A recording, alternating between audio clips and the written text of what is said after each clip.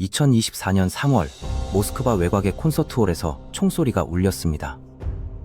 140명이 넘는 민간인이 목숨을 잃었고 범행 주체는 ISIS의 아프가니스탄 지부였습니다.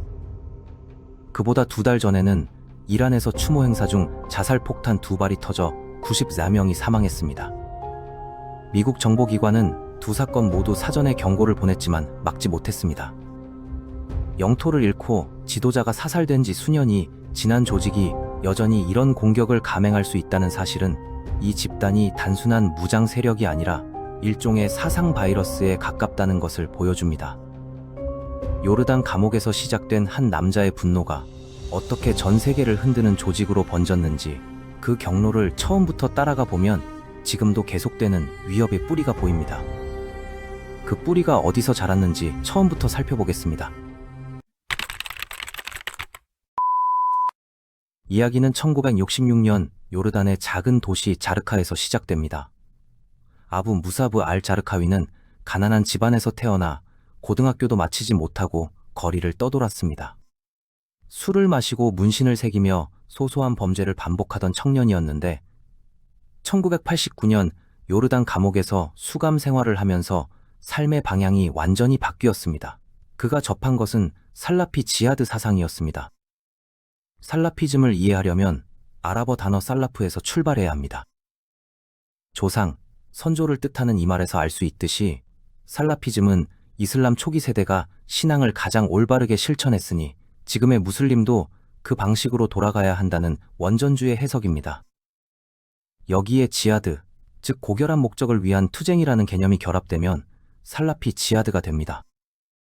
이 사상은 종교적 순수성을 회복하는 유일한 방법이 폭력과 전쟁이라고 주장하는데 주류 이슬람 학자들 대다수가 이 해석에 반론을 제기한다는 점은 짚고 넘어가야 합니다. 출소한 자르카위는 1989년 아프가니스탄으로 건너갑니다. 소련이 붕괴하기 직전 중앙아시아에는 저항 세력인 무자헤딘이 활동하고 있었고 미국은 파키스탄을 통해 이들을 지원했습니다. 이 과정에서 이념적으로 더 극단적인 집단에 자금이 집중적으로 흘러들어갔고 그 부작용은 훗날 전 세계가 치르게 됩니다. 아프가니스탄에서 돌아온 자르카위는 요르단 왕정 전복을 모의했고 집에서 총기와 폭발물이 발견되면서 다시 감옥에 갔습니다. 1999년 출소 후 그는 다시 아프가니스탄으로 향했는데 이번에는 알카에다 지도자 오사마 빈 라덴과 만나는 자리가 마련됐습니다. 이 만남에서 빈 라덴은 자르카위가 헤라트 지역에 훈련 기지를 세우는 것을 허락했습니다. 흥미로운 것은 자르카위가 알카에다에 정식으로 합류하지 않았다는 점입니다. 그는 독자적인 노선을 원했습니다. 2001년 9월 11일 미국에서 동시다발 테러가 발생했습니다. 알카에다가 기획한 이 공격으로 세계 무역센터와 펜타곤이 공격받았고 미국은 즉각 아프가니스탄에 선전포고했습니다. 자르카위는 전투 중 부상을 입고 이란에서 치료를 받다가 이란 당국의 압박을 피해 이라크로 이동했습니다. 바로 이 시점이 중요한 전환점입니다. 2003년 미국은 이라크를 침공합니다. 사담 후세인이 테러리스트를 숨겨주고 있다는 것이 명분 중 하나였는데 자르카위가 그 사례로 거론됐습니다. 한 달도 채 버티지 못한 후세인 정권이 무너지면서 이라크에는 거대한 권력 공백이 생겼습니다. 여기서 이라크의 종파 구조를 이해해야 합니다. 이라크 인구는 시아파가 약 60%, 수니파가 약 20%, 쿠르드족이 약 17%로 구성됩니다.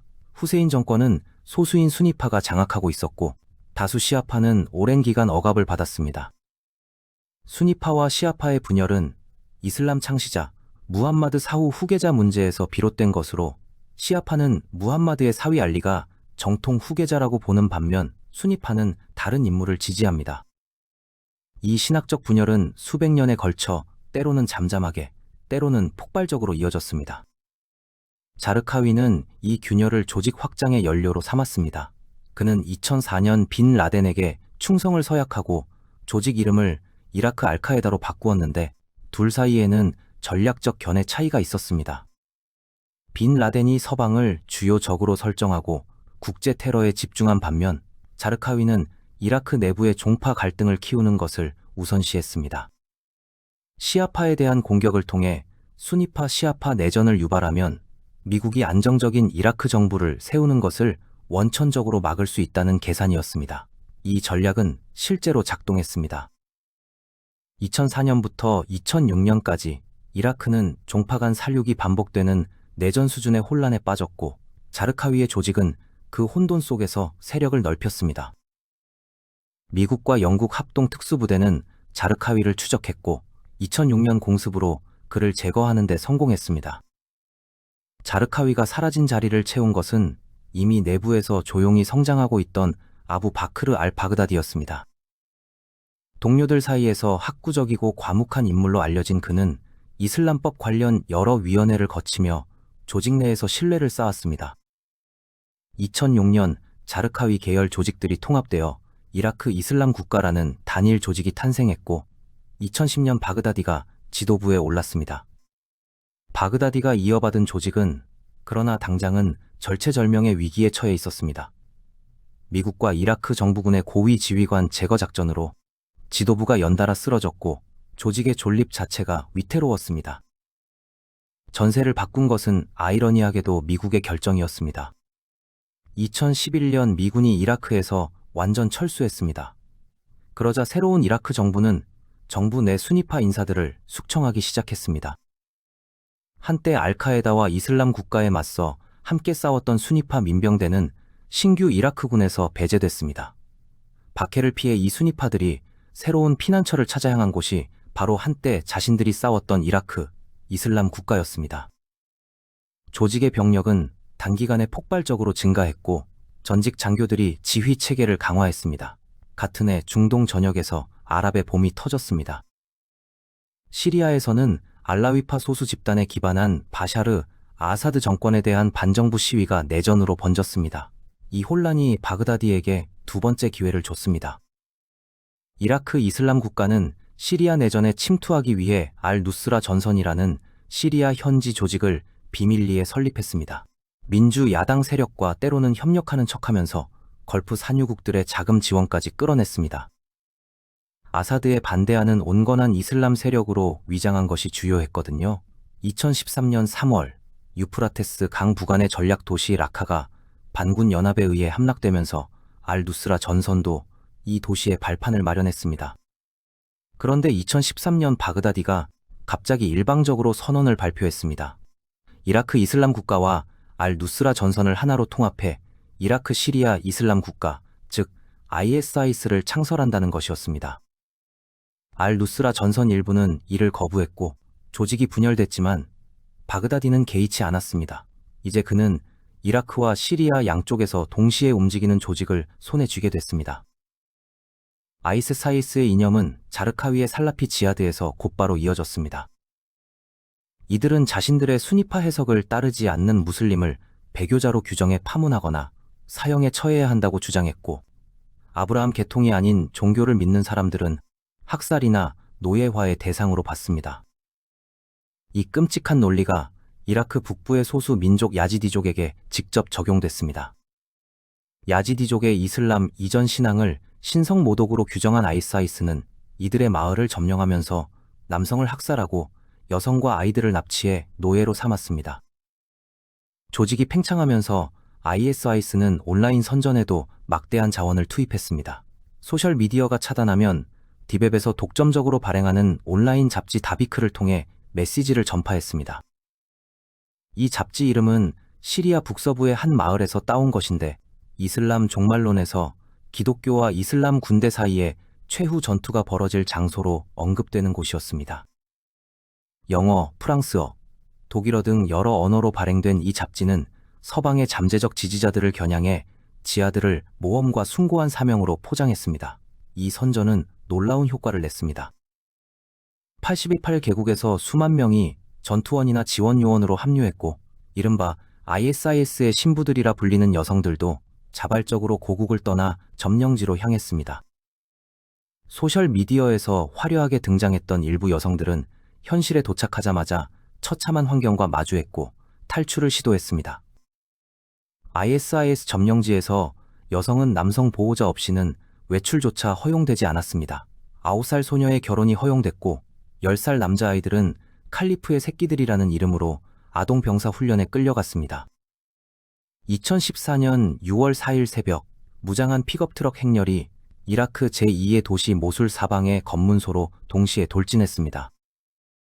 서류상 약 3만 명이 주둔하고 있었지만 급여를 가로채기 위해 존재하지 않는 병사 이름을 올려놓은 유령병 현상으로 실제 병력은 6,000명 수준이었습니다. ISIS 전투원 1,500명이 130만 인구의 도시를 5일 만에 점령했습니다.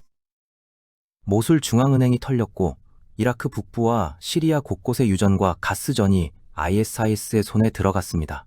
한때 이 조직은 하루 최대 100만 달러를 석유 밀수로 벌어들였습니다. 이 자금으로 점령지의 행정 시스템을 구축하고 사회 서비스를 제공했습니다. 전기가 들어오고 쓰레기가 수거되자 극단적인 폭정 아래에서도 일부 주민들은 처음에는 생활이 나아졌다고 느끼기도 했습니다. 물론 그 인상은 오래가지 않았습니다. 6월 29일 바그다디는 모술의 알누리 데모스크 연단에 올라 이슬람 국가를 선포했습니다. 스스로 칼리프, 즉 이슬람 세계의 최고 정치, 종교 지도자임을 선언한 겁니다. 자르카위의 지하 조직이 결성된 지 불과 15년 만에 영국 국토 면적에 맞먹는 영토를 통치하며 1,100만 명을 지배하는 유사 국가가 탄생한 셈이었습니다. ISIS의 통치 구조는 칼리프를 정점으로 그 아래 이라크와 시리아 각각의 부지도자가 있었고 그 아래 각 지방 총독이 배치됐습니다. 입법 역할을 하는 이슬람법위원회 6명과 행정을 총괄하는 구인위원회가 운영됐으며 이 모든 기관은 선거가 아닌 바그다디의 지명으로 구성됐습니다. 인구는 수니파 무슬림, 기독교 등 아브라함 계통 신자, 그리고 그 외 종교인의 세 계층으로 나뉘었고 계층별로 권리와 처우가 완전히 달랐습니다. 간음, 동성애 배교에 대한 처벌은 사형이었고 투석형, 참수형, 십자가형 같은 방식이 공개적으로 집행됐습니다. 팔미라에서는 2000년 전에 지어진 고대 신전이 파괴됐고 그 신전을 지키던 82인세의 관리인이 살해됐습니다. 이라크 모술 박물관의 유물들이 망치로 부서지는 영상이 전 세계로 퍼졌습니다. 세계는 충격을 받았습니다. 2014년 8월 이후 미국은 이라크 정부군과 쿠르드 자치군을 지원하는 공습을 시작했고 쿠르드 지역의 페슈메르가 부대, 그리고 아랍인과 쿠르드인, 아시리아인이 연합한 시리아 민주군이 지상에서 맞섰습니다. 터키 국경 인근의 전략 도시 코바니를 둘러싼 포위전은 수개월간 이어졌고 쿠르드 여성 전사들이 전면에서 싸우는 모습이 전 세계 언론을 탔습니다. 2015년에서 2016년 사이 ISIS는 영토를 잃어가면서도 해외 공격을 계속했습니다. 2015년 11월 파리 동시다발 테러로 130명이 사망했고 2016년 3월 브뤼셀 공항과 지하철역 폭탄 테러로 32명이, 6월 미국 올랜도 나이트클럽 총격으로 49명이, 7월 프랑스 니스 트럭 테러로 80여 명이 목숨을 잃었습니다. 영토가 줄어드는 것과 반비례하듯 해외 테러의 빈도와 강도는 높아졌습니다.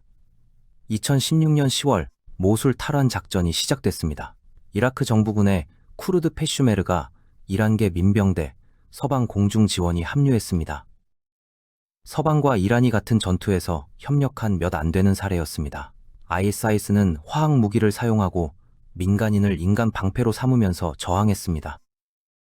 2017년 6월 수세에 몰린 ISIS 잔당이 알두리 데모스크에 설치해둔 폭발물을 터뜨렸습니다. 바그다디가 칼리프 국가를 선포했던 바로 그 자리, 숏 2세기에 세워진 기울어진 첨탑이 무너졌습니다. 시리아에서는 2017년 10월 라카가 시리아 민주군에 의해 탈환됐습니다. 부비트랩이 설치된 골목과 저격수들이 질비한 시가지를 한 블록씩 밀며 진격하는데 수개월이 걸렸습니다. ISIS가 마지막으로 장악하고 있던 시리아 동부 바구즈에서의 최후 교전이 2019년 3월 끝나면서 영토 지배는 사실상 종료됐습니다. 같은 해 10월 26일 델타포스와 레인저 부대가 오랜 첩보 추적 끝에 시리아 이들립 인근에서 바그다디의 은신처를 급습했습니다. 그는 지하 터널로 도망치다가 막다른 곳에서 자폭 조끼를 터뜨렸습니다. 2명의 어린 자녀가 함께 사망했습니다. 하지만 ISIS는 사라지지 않았습니다. 아프가니스탄의 지부 ISISK는 탈레반의 복귀와 그에 따른 통치 공백을 틈타 오히려 강해졌습니다. 이라크와 시리아에서는 도심 게릴라 전술로 간헐적인 공격을 이어가고 있습니다. 2024년 모스크바 콘서트홀 테러는 조직의 핵심이 무너진 뒤에도 이념이 어떻게 살아남는지를 보여주는 사례입니다. 아이스사이스의 궤적을 다시 보면 한 가지 패턴이 반복됩니다. 조직이 약해질 때마다 외부의 실수가 그것을 다시 살려냈습니다. 미군의 이라크 침공이 만든 권력 공백, 전후 순위파 배제 정책, 시리아 내전이 만든 혼돈, 아프가니스탄 철수 이후의 공백이 모두 그랬습니다. 아이스는 혼돈을 먹고 자라는 조직입니다. 요르단 감옥에서 싹튼 사상이 전 세계 수천만 명의 삶을 뒤흔든 이 이야기는 극단주의가 어떻게 제도적 실패와 사회적 불만을 연료 삼아 번지는지를 보여줍니다. 영토를 잃고 지도자를 잃어도 그 사상이 살아있는 한 조직은 형태를 바꾸며 계속됩니다. 지금 이 순간에도 그 변형은 진행 중입니다.